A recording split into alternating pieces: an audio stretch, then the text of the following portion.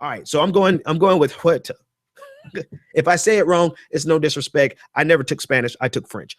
Activist Dolores Huerta sent out a tweet on Saturday saying that there was an English only chant shouted down at her. She is a longtime supporter of Hillary Clinton, a union leader. She's done a lot in Nevada. She's like political royalty in Nevada.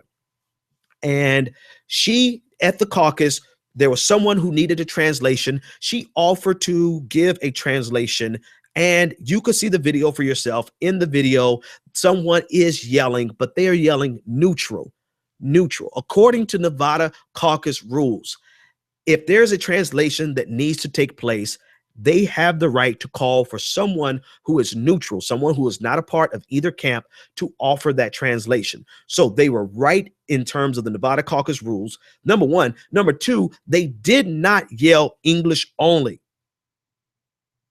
And I think that's the most important thing about this conversation, is that she tweeted this out. It was picked up by a star. I don't know the woman's name who retweeted it, but within about 30 minutes of this event happening, it was super viral all over the internet that here are Bernie bros shouting down racist epithets towards this woman, saying English only. And then it, like wildfire, because it was consistent with this narrative that they try to paint of all Bernie Sanders supporters, saying that they're all just white guys who are racist. Someone said in our chat room, which is very true, Bernie Bros is a convenient way of erasing the fact that there are African Americans, Hispanics, and other minorities who support Bernie Sanders, as well as women who support Bernie Sanders. Matter of fact, I just saw a stat today that Bernie Sanders has more women donors than Hillary Clinton. So the Bernie Bros is a narrative that is simply there to erase women and minorities. Now, because of that, this story from Saturday with Dolores Huerta actually went super viral, and then Snopes.com came out and debunked it the same night. Here's what has happened. It is completely irrelevant to Hillary Clinton supporters that this entire story is wrong, to the point of almost fabricated, where whatever she was feeling, I'm sorry, Dolores, sorry if your feelings were hurt that no one was going to allow you to do the translation when you are a surrogate for Hillary Clinton.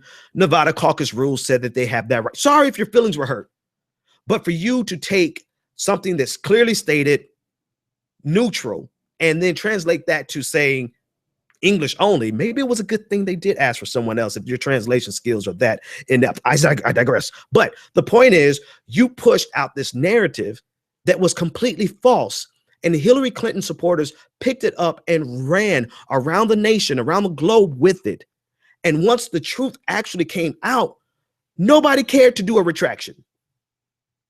Nobody. And that's how you use identity politics to the detriment of the very identities that you're pimping. That's how you use someone being black to the detriment of the black community. That's how you use someone, because honestly, let's just be real. Economic policy wise, Bernie Sanders is going to be more beneficial. Now, setting that aside, that's the premise of my whole next comment. The fact of the matter is that you take someone from a minority community and you get them to feign some type of microaggression or just straight out racial aggression.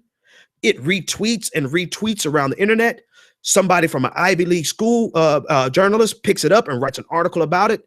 Meantime, it has been debunked, but nobody cares that it has been debunked. And so the narrative persists and the truth has been sacrificed, as well as opportunities to help the very people for which they identify with their identity politics.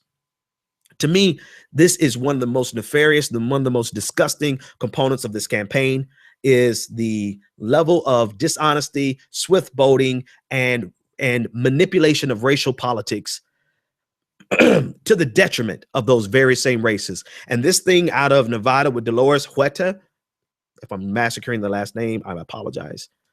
But this thing out of Nevada is so indicative of the broader story, where they are spinning a false narrative. They're cementing it with the power of social media and with the power of media elites. And when it is debunked, nobody does a retraction. Let me take this caller, and I think my voice is almost gone. 339, you're live on the air. What's your name, comment, and or question?